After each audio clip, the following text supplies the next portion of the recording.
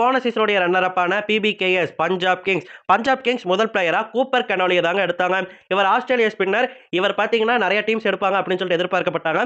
இருந்தாலுமே 3 கோடிக்கு தான் இவர் விலை போயிருக்காரு. இவர் அவங்க ஒரு பியூஷ் சாவ்லா மாதிரி அந்த அளவுக்கு ஸ்லோவா ஸ்பின் பவுலிங் போடக்கூடியவர் தான் இவரை வெறும் 3 கோடிக்கு எடுத்திருக்காங்க. ரெண்டாவதா பென் வாரியர்ஸ். இவரும் ஆஸ்திரேலியாவை சேர்ந்த பிளேயர் தான். இவரை 4.4 கோடிக்கு எடுத்திருக்காங்க. இவரை யான்சனுடைய ரீப்ளேஸ்மெண்ட்டாக பார்க்குறாங்க. இவரும் லெஃப்ட் ஆர்ம் ஸ்பேசர் தான். ரொம்ப நல்லா பவுலிங் போடக்கூடியவர் தான். ஆஸ்திரேலியா லைனப்லையுமே இவர் இடம் பிடிச்சிருக்காரு. அப்படிங்கிறப்போ இவரை டீமுக்குள்ளே எடுத்து போட்டிருக்காங்க. பிரவீன் துபேவை எடுத்திருக்காங்க. இந்தியன் டொமஸ்டிக் பிளேயரான இவரை வெறும் 30 லட்சத்துக்கு இவங்க ஏலத்தில் எடுத்து போட்டிருக்காங்க. கர்நாடகாவை சேர்ந்த இவர் சூப்பரான பர்ஃபார்மன்ஸை வெளிப்படுத்திட்டு வராரு. இவர் ஒரு ஸ்பின்னரும் கூட. அடுத்ததா விஷால் நிஷாத். இவரையுமே 30 லட்சத்துக்கு எடுத்திருக்காங்க. இவர் ஒரு லெக் பிரேக் ஸ்பின்னர். வெறும் பேஸ் பிரைஸ்க்கு எடுத்து போட்டிருக்காங்க. மொத்தம் எடுத்ததே 4 பிளேயர்ஸ் தான் பஞ்சாப் கிங்ஸ். ஏன்னா இவங்க டீம் ஆல்ரெடி செட்டுங்க.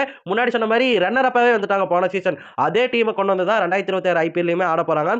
ஸோ இவங்க டஃப் கொடுப்பாங்க. இவங்க விட போறதே இல்லை. கப்படிச்சாலும் அடிப்பாங்க. அந்த மாதிரி தான் டீமே வச்சிருக்காங்க. அப்படிங்கிறப்போ ஆக்ஷன்ல இவங்க பெருசா பெர்ஃபார்மன்ஸ் பண்ண தேவையில்லை. ஸோ இருந்தாலுமே இவங்க வந்து 4 பிளேயர்ஸ், அதுவும் பர்ஃபெக்டான பிளேயர்ஸ் அவங்க டீமுக்கு தேவைப்படுறவங்கள இவங்க எடுத்துட்டு போயிருக்காங்க.